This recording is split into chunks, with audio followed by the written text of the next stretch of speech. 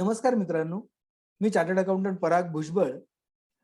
आम्हाला आमच्या काही व्ह्युअर्सने हा प्रश्न विचारला की लाभांश जो डिव्हिडंड आहे, कंपन्या जो डिव्हिडंड देतात त्याच्यावर इन्कम टॅक्स लागतो का? जर तो लागत असेल तर तो किती लागतो वगैरे असे बरेच प्रश्न होते. त्यामुळे आपण त्याचा आज उत्तर बघायचा प्रयत्न करू. हे जे काही मी सांगतोय तुम्हाला ते आज फायनान्शियल इयर 2021 ज्याला असेसमेंट इयर 21-22 म्हणतात किंवा आणि फायनान्शियल इयर 21-22 ज्याला असेसमेंट इयर 22-23 म्हणतो, या वर्षांसाठी ऍप्लिकेबल आहे. 31 मार्च 2020 पर्यंत म्हणजे फायनान्शियल इयर 19-20 असेसमेंट इयर 20-21 पर्यंत काय तरतुदी होत्या? तर ज्या काही लिस्टेड कंपन्या होत्या त्यांना ते तर त्यांच्या प्रॉफिट्सवर तर टॅक्स भरतच असतात. त्याच्या व्यतिरिक्त जे काही डिव्हिडंड लाभांशद्वारे जे काय शेअर होल्डरला जे पैसे देतात त्याच्यावर त्यांना 15% प्लस त्याच्यावर जो काय सेस सरचार्ज होता असं मिळून 17.65 डीडीटी डिव्हिडंड डिस्ट्रीब्युशन टॅक्स भरणं गरजेचं होतं.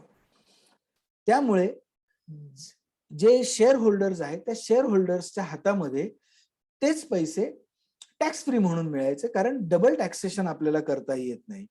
म्हणून 1034 ह्या सेक्शनच्या अंडर शेअर होल्डर्सच्या हातामध्ये ही अमाऊंट पूर्णपणे टॅक्स फ्री होती. फक्त ते शेअर होल्डर्स ज्यांचं डिव्हिडंड एका वर्षात सगळ्या शेअर्स मधनं 10 लाख पेक्षा जास्त जर त्यांचं नेट डिव्हिडंड येत असेल तर अशा लोकांना एक कन्सेशनल टॅक्स रेट फक्त 10% भरायला लागत होता. बाकीच्या सर्वांसाठी हे डिव्हिडंड जे आहे ते टोटली टॅक्स फ्री होते. मग आता 1 एप्रिल 20 पासून काय बदल झाले? तर 1 एप्रिल 20 पासून हा जो डीडीटी होता, डिव्हिडंड डिस्ट्रीब्युशन टॅक्स, हा डीडीटी केंद्र सरकारने अबॉलिश करून टाकला, काढून टाकला. त्यामुळे कंपन्या जे त्यांच्या डिव्हिडंडवर 17.65% जे डीडीटी भरायचे तो त्यांच्याकडे तेवढे जास्त पैसे राहिले. परंतु जे शेअर होल्डर्स आहेत त्या शेअर होल्डर्सच्या हातामध्ये पूर्वी जो डिव्हिडंड जो लाभांश टॅक्स फ्री होता तो आता शेअर होल्डर्सच्या हातामध्ये टॅक्सेबल झालेला आहे. ह्याचा अर्थ असा की कंपन्या आता त्यांचा डीडीटी भरायचा नाही म्हणून त्यांच्याकडे जास्त पैसे आले, ते जास्त डिव्हिडंड त्यांच्या शेअर होल्डर्स बरोबर वाटतील. पण त्याचबरोबर जे शेअर होल्डर्स आहेत त्या शेअर होल्डरला त्याच्यावर टॅक्स भरायला लागेल. याच्यामध्ये फायदा आणि नुकसान असं दोन्ही झालेलं आहे. फायदा त्या शेअर होल्डर्सचा होतो ज्यांचं टॅक्स रेट 15% कमी आहे किंवा टॅक्सेबल लिमिट पेक्षा इन्कम त्यांचं कमी आहे. अशा शेअर होल्डरचा फायदा झाला, कारण कंपन्या जास्त डिव्हिडंड द्यायला लागल्या आणि ह्यांना काही टॅक्स भरायची गरज पडत नाही. पण जे शेअर होल्डर्स 20% किंवा त्याच्यापेक्षा जास्त टॅक्स रेटच्या स्लॅबमध्ये होते त्यांचं थोडंसं नुकसान होतं टॅक्सद्वारे. का? कारण हे उत्पन्न हे डिव्हिडंडचं उत्पन्न त्यांच्या टोटल इन्कम मध्ये ऍड होतं आणि ह्या शेअर होल्डर्सना त्यांच्या स्लॅब्स प्रमाणे टॅक्स भरायला लागतो. आता 10 लाखापेक्षा जास्त किंवा कमी असं काही फरक राहिलेला नाही. शेअर होल्डर्सच्या हातामध्ये ही अमाऊंट जी काही डिव्हिडंड येते ती इन्कम म्हणून ट्रीट होणार आणि त्यांचा जो काही टॅक्स स्लॅब असेल त्याप्रमाणे त्यांना त्याच्यावर टॅक्स भरायला लागतो. आता हे डिव्हिडंड इन्कम जे आहे हे काय म्हणून धरायचं? तर इन्कम टॅक्स मध्ये कोणतंही उत्पन्न हे 5 हेड्सच्या अंडर कॅल्क्युलेट केलं जातं. त्यातलं डिव्हिडंड्स हे जर तुम्ही ऍज अ इन्व्हेस्टर म्हणून असाल तर इन्कम फ्रॉम अदर सोर्सेस ज्याला IOS म्हणतात, इतर स्तोत्रांमधनं मिळालेलं उत्पन्न, या 5व्या नंबरच्या हेडमध्ये येईल. आणि ज्या लोकांचा व्यवसाय हा ट्रेडिंग करणं, शेअर मार्केटमध्ये ट्रेडिंग करणं हा ज्यांचा व्यवसाय आहे, ज्यांचं बिझनेस इन्कमच शेअर मार्केटमध्ये ट्रेडिंग करणं आहे, त्यांच्यासाठी डिव्हिडंड्स देखील हे त्यांच्या बिझनेस इन्कमचाच एक भाग आहे. आता याने फरक काय पडतो? तर फरक जो पडणार आहे तो आपण पुढे बघू. जर ज्या व्यक्तीला डिव्हिडंड उत्पन्न मिळालेलं आहे त्याने जर ते शेअर्स खरेदी करण्यासाठी जर कोणतं कर्ज घेतलं असेल तर त्या कर्जावर दिलेलं व्याज जे आहे ते व्याज तो ह्या उत्पन्नामधनं मायनस करू शकतो.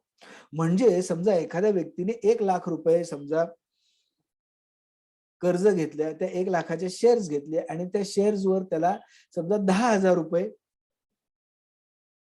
डिव्हिडंड मिळालं आणि त्या कर्जावर त्याने समजा 6,000 रुपये व्याज भरलेलं असेल, तर 10,000 उत्पन्न धरून 6,000 व्याज मायनस होऊन 4,000 रुपये त्याचं ऍक्च्युअली बिझनेस इन्कम म्हणून ट्रीट केलं जातं. पण जर तो इन्व्हेस्टर असेल आणि जर त्याने हे व्याज जे डिव्हिडंड जे आहे हे जर इन्कम फ्रॉम अदर सोर्सेस मध्ये दाखवलं, तर ह्या व्याजाची वजावट जी आहे ती मिळते, पण त्याला जास्तीत जास्त 20% डिव्हिडंड जे मिळाले त्याच्या जास्तीत जास्त 20% एवढंच वजावट मिळेल. म्हणून आधी बघितलेल्या उदाहरणामध्ये 1,00,000 कर्ज घेतलं, डिव्हिडंड 10,000 मिळालं, व्याज जरी त्याने 6,000 रुपये भरला असेल तरी त्याला डिडक्शन, त्याला वजावट फक्त 2,000 रुपयाचीच मिळणार आहे त्या व्याजाची, आणि उरलेल्या 8,000 रुपयावर डिव्हिडंड जे काय आहे त्याला त्याच्या इन्कम मध्ये ते धरलं जाईल. तर हा बेसिक फरक आहे. तुम्ही ऍज अ बिझनेस इन्कम दाखवता का ऍज अदर सोर्सेस, इतर स्तोत्रांमधल्या हेडमध्ये तुम्ही इन्कम दाखवता. आता जो रेसिडेंट इंडिव्हिज्युअल आहे, आपण फक्त रेसिडेंट बद्दलच आज चर्चा करू, नॉन रेसिडेंटच्या थोड्याशा वेगळे रूल्स आहेत. तर रेसिडेंट इंडिव्हिज्युअलला जसं मगाशी सांगितलं, सगळ्या स्तोत्रांमधनं उत्पन्न त्याने कलेक्ट करायचं, त्याची टोटल करायची, ज्याच्यामध्ये डिव्हिडंड पण इन्क्लूड होईल. त्याला जर काय वजावट मिळत असेल, जर अदर सोर्सेस मधला असेल तर जास्तीत जास्त 20%, बिझनेस इन्कम असेल तर पूर्ण वजावट मिळेल.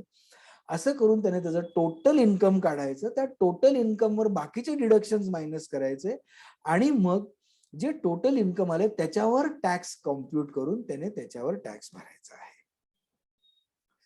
जो काय त्याचा स्लॅब असेल, समजा तो 30%च्या स्लॅबमध्ये 10 लाखाच्या वर त्याचं उत्पन्न असेल आणि त्याला समजा लाखभर रुपये डिव्हिडंड मिळालं, तर साहजिक आहे त्या 1 लाखावर त्याला 30,000 रुपये टॅक्स भरायचं, टॅक्स लागणार त्याला, आणि त्याने ते टॅक्स भरून त्याचं डिव्हिडंडवर तो त्याचा टॅक्स लागणार.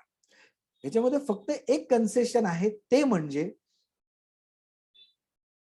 10% डिव्हिडंड कन्सेशनल रेट त्या कंपन्यांना आहेत, त्या एम्प्लॉईजला आहे, ज्या इंडियन कंपनी किंवा IT, entertainment, pharmaceutical, biotechnology industries ज्या आहेत आणि ज्यांनी GDRs, ग्लोबल डिपॉझिटरी रिसीट्स दिलेले आहेत, आणि ज्या अशा कंपन्यांच्या एम्प्लॉईजला एम्प्लॉई स्टॉक ऑप्शन्स द्वारे जर काही डिव्हिडंड मिळाला असेल तर त्यांना फक्त 10% मध्ये कोणत्या का स्लॅब मध्ये असे ना. हा एवढा फक्त एक फरक आहे. हे का केलं गव्हर्नमेंटने? कारण बऱ्याचशा अशा ज्या नवीन कंपन्या, ज्या न्यू एज कंपन्या, IT, एंटरटेनमेंट, फार्मा, बायोटेक मधल्या कंपन्या, त्यांच्या एम्प्लॉईजला जे काही डिव्हिडंड द्यायचे त्याच्यावर एम्प्लॉईजला 30% टॅक्स भरायला लागायचा, म्हणून त्या कंपन्या सिंगापूरमध्ये जाऊन स्वतःला रजिस्टर कराव्या लागल्या, फॉरेन कंपन्या म्हणून रजिस्टर कराव्या लागल्या. ह्या सगळ्या कंपन्या भारताला, इंडियामध्ये रजिस्टर्ड पाहिजे होत्या, म्हणून त्यांनी फक्त ही एक कन्सेशनल विंडो ठेवलेली आहे की ज्या कंपन्या किंवा IT, एंटरटेनमेंट, ज्या अशा फार्मास्युटिकल, बायोटेक्नॉलॉजी कंपन्या ज्यांनी GDR दिलेले आहेत आणि या GDR employee stock option through दिलेले आहेत, अशांना फक्त 10% कन्सेशनल टॅक्स आहे. हे झालं उत्पन्न किती आणि टॅक्स किती. आता ह्याच्यामधला TDS किती आहे तो बघून घेऊ. TDSच्या प्रोव्हिजन्स अशा आहेत की जर कोणत्याही शेअर होल्डरने जर फॉर्म 15G किंवा H हा जर भरून त्यांच्या कंपनीला दिला तर त्याच्यावर कोणत्याही प्रकारचा TDS होणार नाही. फॉर्म G आणि H काय आहे तर सिनियर सिटीजन्स आणि नॉन सिनियर सिटीजन साठी आहेत, की ज्यांचं इन्कम टॅक्सेबल लिमिट पेक्षा कमी आहे, अशीच लोक फक्त हा फॉर्म देऊ शकतात. तो फॉर्म त्यांनी त्यांच्या जो काही डिडक्टर आहे, जी काय कंपनी आहे, त्यांना दिलं की बाबा माझं इन्कम जे काय टॅक्सेबल लिमिट आहे त्याच्या खाली आहे, त्यामुळे तुम्ही त्याच्यावर कोणताही TDS कापू नये. तर अशा केसमध्ये TDS कापला जात नाही. दुसरी गोष्ट आहे, जी कंपनी 5,000 रुपये किंवा त्याच्यापेक्षा कमी जर कोणाला डिव्हिडंड देणार असेल तर त्यांनाही TDS कापायची गरज नाहीये. बाकीच्या सगळ्यांवर, सगळ्या रेसिडेंट इंडिव्हिज्युअल जर ह्या कंपन्या जेवढं काही डिव्हिडंड देणार आहे 5,000 किंवा त्याच्यापेक्षा जास्त, तर ते पूर्ण डिव्हिडंडवर 10% टॅक्स कापणार. म्हणजे समजा एखाद्या कंपनीने 5,200 डिव्हिडंड द्यायचा असेल तर पूर्ण 5,200 वर 10% एवढा तो TDS कापला जाणार आहे. अर्थात हा टीडीएस तुमचा ऍडव्हान्स टॅक्स म्हणून तुम्ही तुमच्या टोटल टॅक्स कॉम्प्युटेशन ज्यावेळेस कराल, इन्कम कॉम्प्युट करून त्याच्यावर जो काय आलेला टॅक्स आहे तो कॉम्प्युट केल्यानंतर त्याच्यामधनं हा जो काही टीडीएस केलेला आहे हा मायनस करून उरलेली अमाऊंट तुम्हाला भरायची किंवा रिफंड मागता येईल तुम्हाला. काही महत्वाच्या तरतुदी अशा आहेत की जर तुम्ही तुमचा पॅन अपडेट केला नसेल, permanent account number income tax डिपार्टमेंटने जो दिलेला आहे तो जर तुम्ही कंपनीच्या रजिस्ट्रार किंवा ट्रान्सफर एजंट्स कडे जर अपडेट केला नसेल किंवा तुमचं पॅन आणि आधार हे लिंक नसेल तर 20% टीडीएस आहे. 10% ऐवजी 20% टीडीएस कापला जाईल. दुसरी अजून एक अमेंडमेंट अशी आलेली आहे ती म्हणजे जर तुमचं 19-20 आणि 18-19 या 2 वर्षामध्ये जर एखाद्या रेसिडेंट इंडिव्हिज्युअलने आयटीआर भरलेला नाही आणि त्यांचं जर ह्या दोन्ही वर्षामध्ये टीडीएस जर 50,000पेक्षा जास्त असेल आणि तरी त्यांनी आयटीआर भरलेला नाहीये, अशा वेळेस तुम्हाला 20% टीडीएस कापावा लागेल. म्हणजे जर एखादा शेअर होल्डर आहे की ज्याचं पॅन आणि आधार लिंक नाहीये प्लस त्याने टीडीएस झालेला आहे त्याचा मागच्या 2 वर्षामध्ये 50,000पेक्षा जास्त आणि त्याने त्याचं रिटर्नही भरलेलं नाही, अशा लोकांच्यासाठी 206AA आणि 206AB अशा दोन्हींच्या अंडर 20-20 म्हणजे टोटल 40% टीडीएस कापला जाईल. ही महत्वाची गोष्ट लक्षात ठेवणं अतिशय गरजेचं आहे. याच्या व्यतिरिक्त महत्वाच्या गोष्टी कोणत्या की आता डिव्हिडंड टॅक्सेबल असल्या कारणाने आणि तो नॉर्मल इन्कम धरल्या कारणाने ज्यावेळेस आपण ऍडव्हान्स टॅक्स कॅल्क्युलेशन करतो त्यावेळेस हे डिव्हिडंड उत्पन्न देखील कन्सिडर करून त्याच्यावर आपल्याला ऍडव्हान्स टॅक्स भरायला लागणार आहे. जर काही शॉर्टफॉल झाले किंवा आपण रिटर्न उशिरा भरलं तर 234A, 234B आणि 234C ह्या तिन्ही कलमांखाली तुम्हाला व्याज लागण्याची शक्यता आहे. एक ह्याच्यामध्ये फक्त छोटीशी गोष्ट अमेंडमेंट अशी आहे की जर तुम्हाला माहिती आहे की आपल्याला 4 हफ्त्यांमध्ये इन्कम टॅक्स भरायचा असतो. जर कोणत्या एखाद्या हफ्त्यामध्ये जर आपला इन्कम टॅक्स ऍडव्हान्स टॅक्स कमी भरला गेला पण तो जर पुढच्या इन्स्टॉलमेंट मध्ये तो पूर्ण भरला गेला तर तुम्हाला त्या डिफरन्शियलवर फक्त इंटरेस्ट लागणार नाही, बाकी सगळ्या केसेसमध्ये तुम्हाला डिफरन्शियलवर इंटरेस्ट हा लागणार आहे.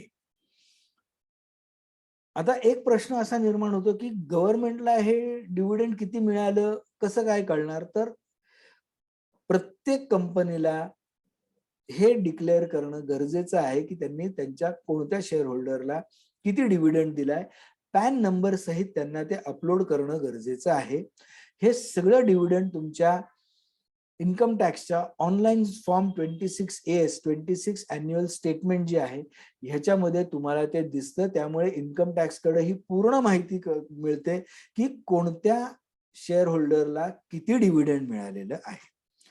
इन्कम टॅक्स रिटर्न भरताना आणखीन एक लक्षात ठेवा की इन्कम टॅक्स डिपार्टमेंटकडे ही पूर्ण माहिती असल्या कारणाने तुम्ही तुमच्या रिटर्न मध्ये ते इन्कम घेणं गरजेचं आहे आणि त्याच्यावर झालेल्या टीडीएसचं क्रेडिटही घेणं गरजेचं आहे.